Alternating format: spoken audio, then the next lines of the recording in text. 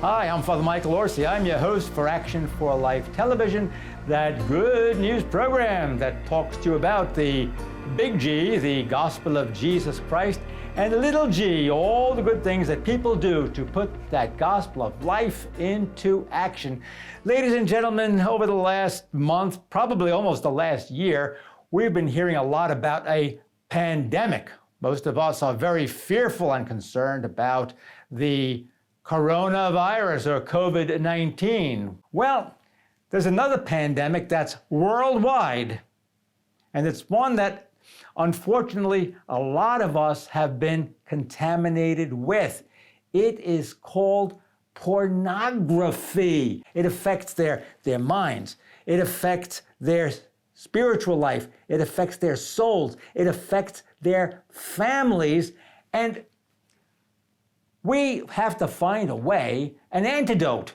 Just like the coronavirus vaccine, an antidote. How do we combat this pandemic, which is literally destroying many people's lives, destroying marriages, destroying families, ruining children, promoting sex slavery.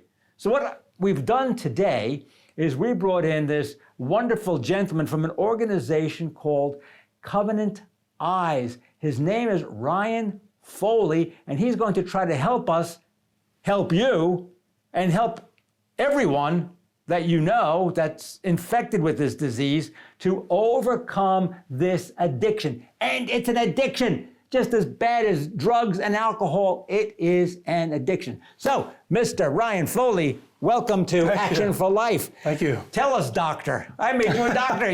How do we combat this horrendous pandemic of pornography?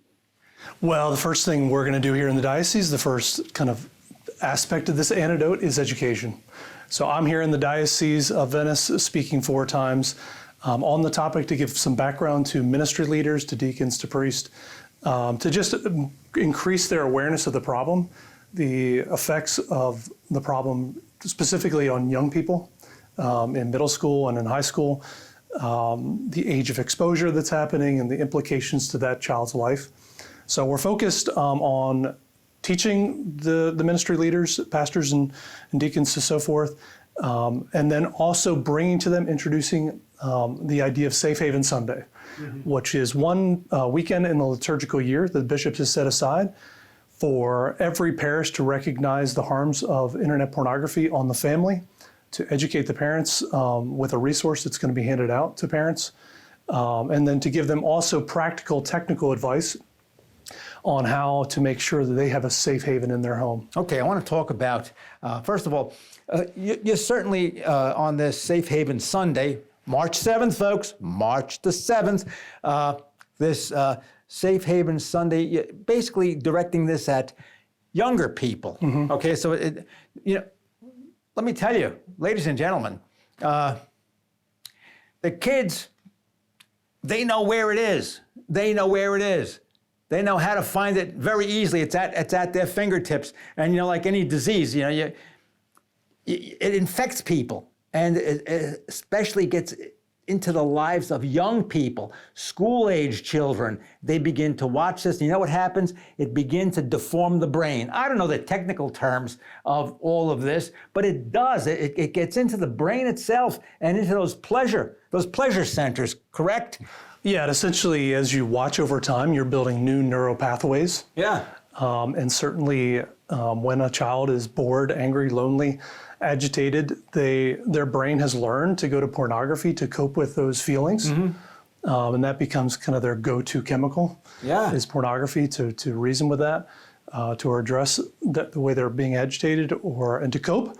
And what we want to do is kind of cut off. So the idea of Safe Haven Sunday is to address this problem upstream, to kind of cut off the access to young people at a young age by educating their parents and having their parents take the responsibility to secure the home so that the child isn't accessing this at 9, 10, 11 years old. If you had a kid that you find the kid is drinking, well, you have to do something about it, right? Yeah, or else you're going to have a child that's going to be an alcoholic. If you find the kid taking drugs, you're going to have a drug addict. Well, the same thing. You can have a porn addict. However, I'm going to tell you something else. A lot of you older folks, you know that I'm right. It's not just about kids. A lot of older people are hooked on pornography. And it's not just people who aren't married that are hooked on pornography. It's married people. It's older people that are also hooked on pornography. And what's happening is, and you know, Ryan, you could tell us more about this, it does affect marriage, affects people falling into the sin of adultery, correct? Yeah, they did a study of trial lawyers or divorce lawyers and found that 59% of families, 59% of marriages actually, because of one person's continued use of internet pornography, there was an aspect of their divorce.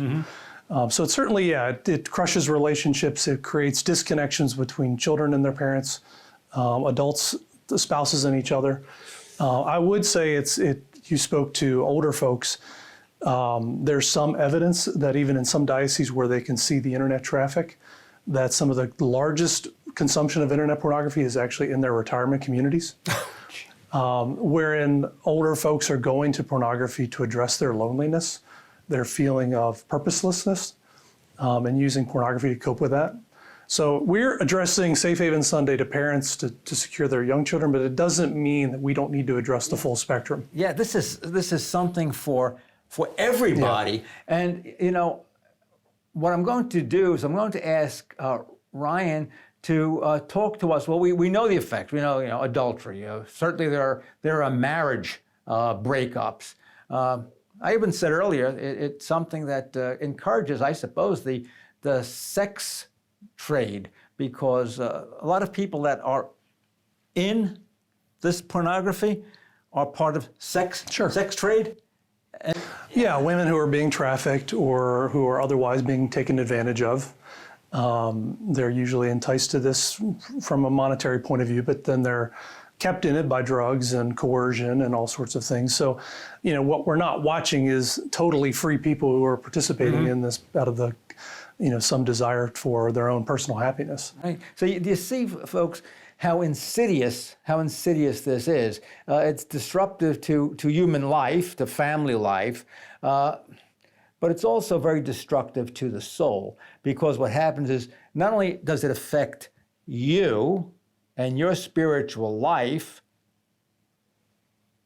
you're called to chastity, to be chaste, to be pure, but it also has a terrible effect on other people, the people that are involved in the pornography industry.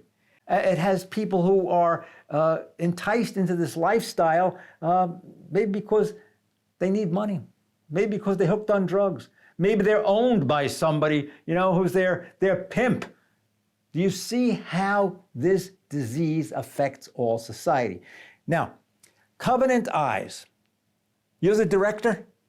I'm one of the vice presidents. Vice President, that's even better. Okay, Mr. Vice President, tell us, how can Covenant Eyes help us, all of us, to overcome this terrible affliction? Well, part of the issue that we resolve or that we work towards is educating. So first thing is to educate you on the harms and some of the things that we're doing here. The second is, what we have shown is families who take the spiritual formation of their family seriously and who create a home that's accountable tend to pass on their values to the next generation. So in my home, we have an accountable home. My wife, we use Covenant Eyes. Covenant Eyes is a software that goes on all your devices. We essentially take random screenshots so we can detect pornography at the screen level. And if we detect pornography, we can share that with your accountability partners. So my wife holds me accountable, I hold her accountable, we hold the kids accountable. So somebody has to be connected to somebody else. Yeah, the power is in the accountability. Okay, how does this happen? So somebody says, hey, I got a pornography problem, an addiction, or I think my kids might be watching things they shouldn't be watching. So what do? You say, okay, we have this software now, and the software does what? To who? Yeah, the software is, you create usernames for everyone in your family. So you say in your house, hey, Johnny, Janie, mommy, daddy, dog, and cat, you're all going to be... We're all going to be accountable. Okay. And the important thing is that parents lead the way and are good examples for the kids. So mom and dad should be accountable just like the kids are. There's temptations for all of us online. The software gets downloaded to your devices, your iPhone, your Android device, your laptops, your desktops. While we're online, it is looking for essentially pornography being displayed. We're rating what you see online, and then if that rating goes above a certain level, that can be shared with your accountability partner. So what it does is, for the virtuous man, it's kind of a backup plan. So if financial stress comes into my life or various forms of agitation, I can't go to pornography, right? Like my wife is going to, she's going to know. She's your She's your partner. So the important thing is that I'm connecting my activities, and the consequences of those activities do have real consequences. All that Covenantize does is make that a reality.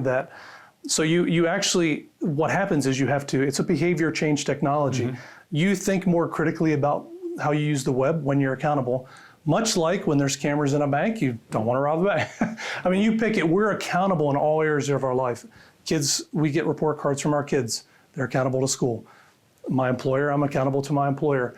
The one area for some reason in America where we don't feel like there's accountability needs is the internet. Yet it's one of the most spiritually and psychologically dangerous places we can leave our kids without accountability. Mm-hmm. So my kids, I want them to grow up being able to freely use the web, but understanding that there's places that are a challenge for them, mm-hmm. spiritually and physically, or emotionally and mentally. Places where they learn to objectify others or receive the consequences of viewing pornography. To help them, we are encouraging accountability. And then if they do fall or they inadvertently see something, then I, as a parent, through my report, can speak to my child and bridge. I caught you. Yeah. Come here. I got to talk to you. Come here. Yeah, and it's certainly less about catching them and more about repairing let me tell you what you saw as a distortion around human sexuality. Okay, so let me say this. Suppose you notice that your son is watching something that he shouldn't be watching. Right. All right. Now, are you Covenantize trained in any way, help parents? Yes. How do you present this to a child? You know, you just don't go over and say, hey, I gotcha, whack him in the head. No, you can't do that. Yeah. What do you do? Yeah, we're trying to move parents away from a shame-based approach. Mm-hmm. We have, placed our children in an environment that's a pornographic culture now. And it really isn't their fault that they live in a culture where we've allowed this. So we can't shift all the blame to them. Likely they will be exposed and likely they will see pornography. It's our job to protect them. But the conversation needs to look less around shaming them and more about instruction. What you've seen is a distortion around human sexuality, what we know from our faith, what we know about how we're to treat others, the purpose of the body, of our parts. So it really it's an opportunity, and one of our books addresses this. We have a book in the second year of Safe Haven Sunday is called Confident, Helping Parents Navigate Online Exposure. A lot of that book is committed to what does that conversation look like? Mm-hmm. Because we are not trying to just catch kids and discipline children. We want to instruct them and educate them on how to be online. So as adults, we're really raising adults. When they become adults and they're free to make all the decisions and we're not in the home with them, that they can live in a world that we all have to live in now that's online.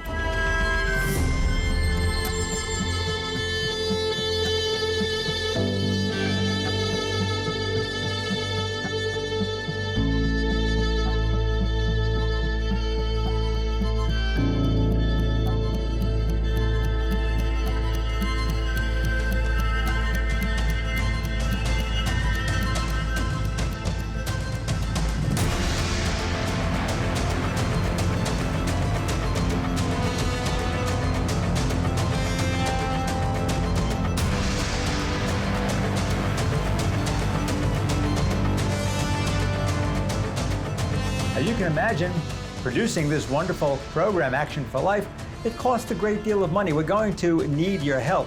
So if you would like to donate to keep this good news program on the air, please please go to your computer, your cell phone, actionforlife.net.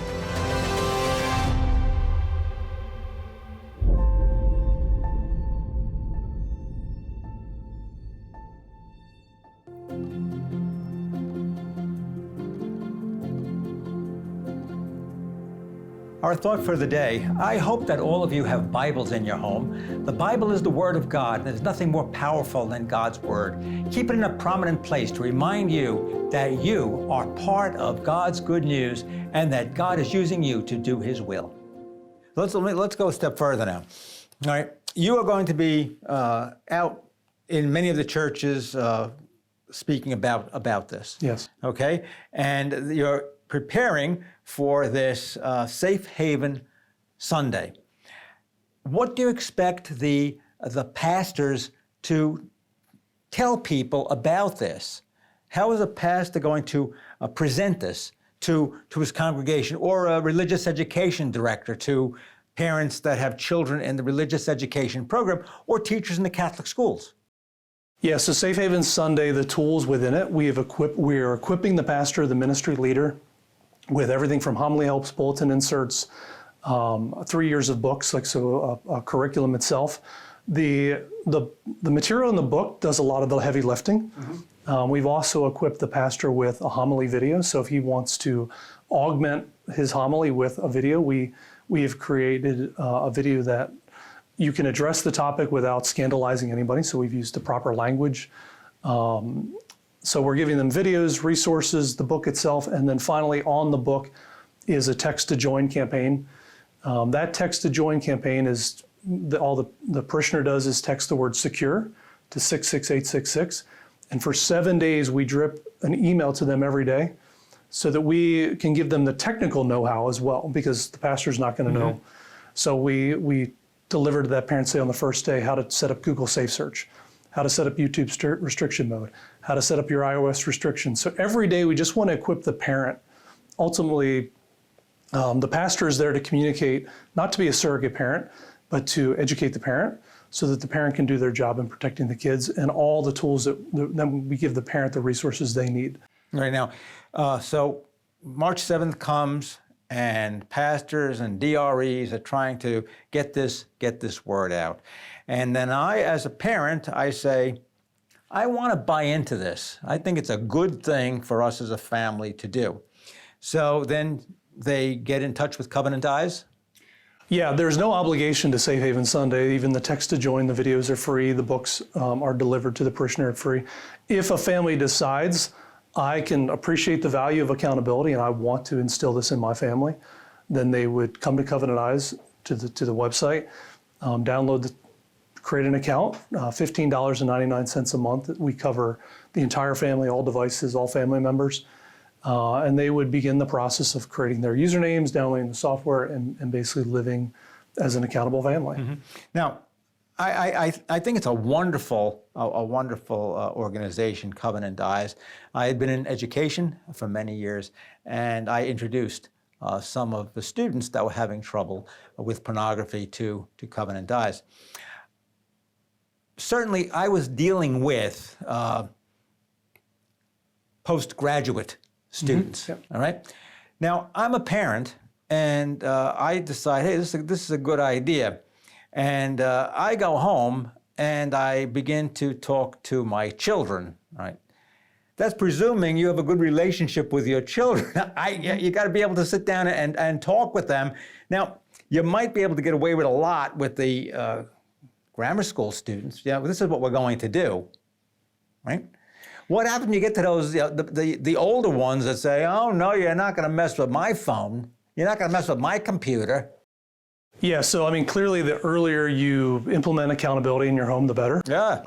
Clearly, once a person establishes this entitlement to privacy and an entitlement to their device and their this and their that, undoing that is very difficult. Yeah. And it can be literal spiritual warfare in that house. Mm-hmm. That's not to say, going back to your original analogies of drinking habits and drug, if you had those same things going on in your house, would you just let it continue? Even if it meant disturbing the current norms, You wouldn't. You would say, hey, I have been neglect to allow this. I've been neglect in doing my part to keep you safe. What you need to do with older kids is invite them into the conversation. It isn't like I'm just going to do this overnight. Ideally, the way to do this, even with younger kids, is to say, hey, I'm implementing this. Here are my reasons to implement it. My job as a parent is to keep you safe from things that can spiritually and physically and mentally harm you. Pornography is one of them, and I think I'm not restricting you from using your phone or using the internet, but we need to do it with an accountable mindset. And this, folks, you've often heard the term when it comes to addictions, you have to make an intervention.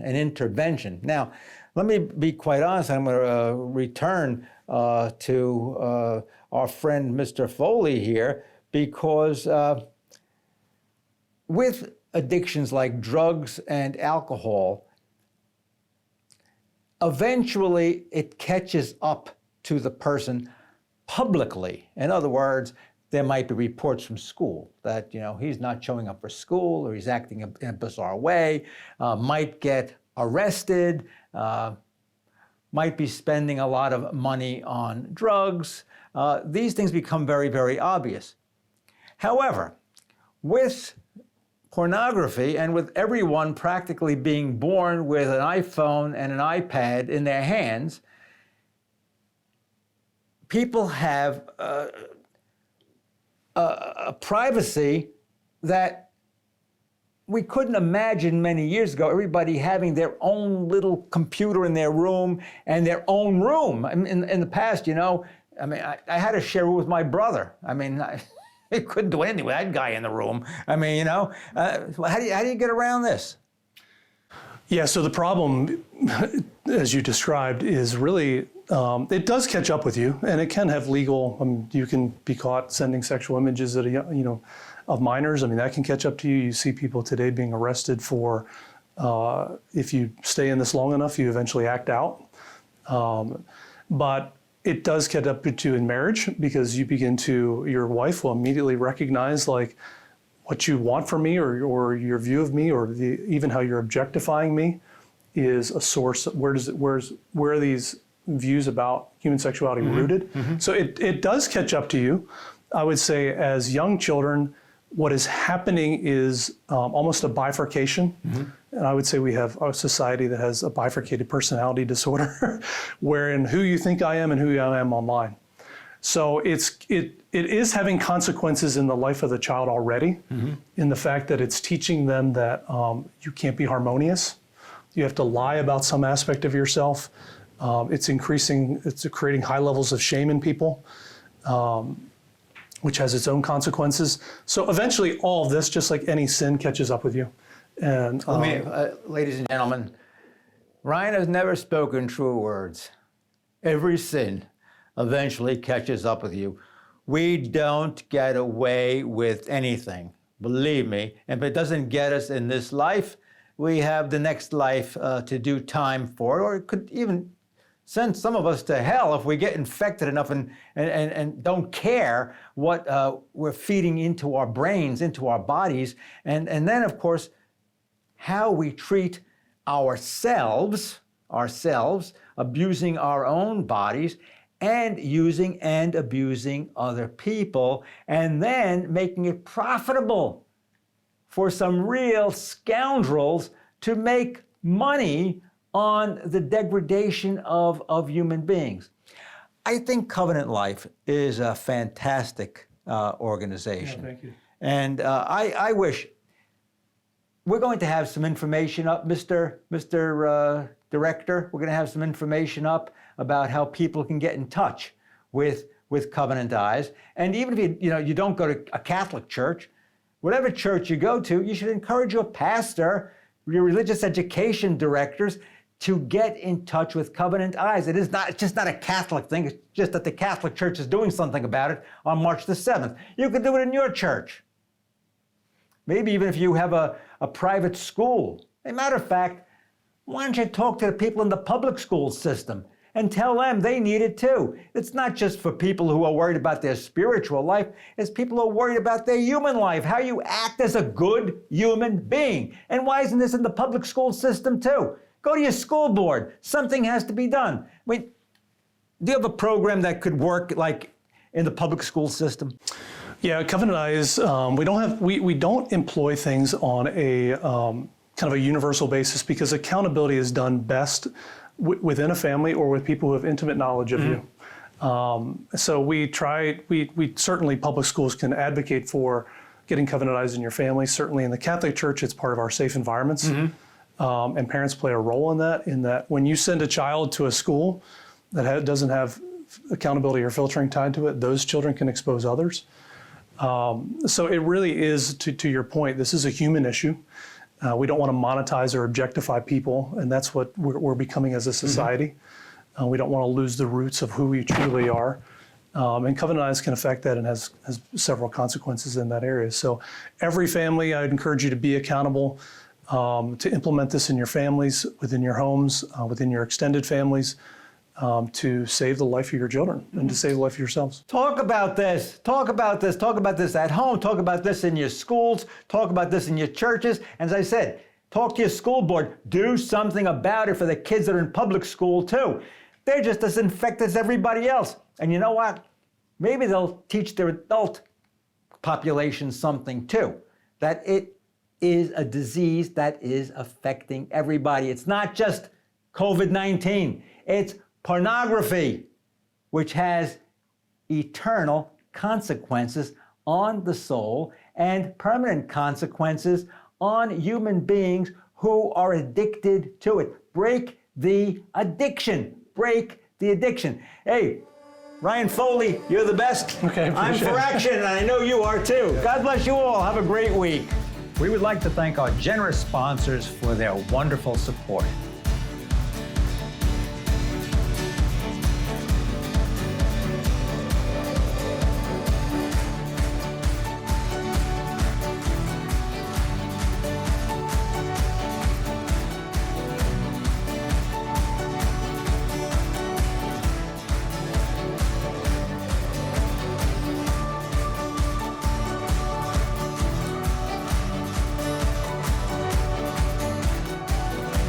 Thanks for watching. Please join us next time for Action for Life. I'm for action, and I hope you are too.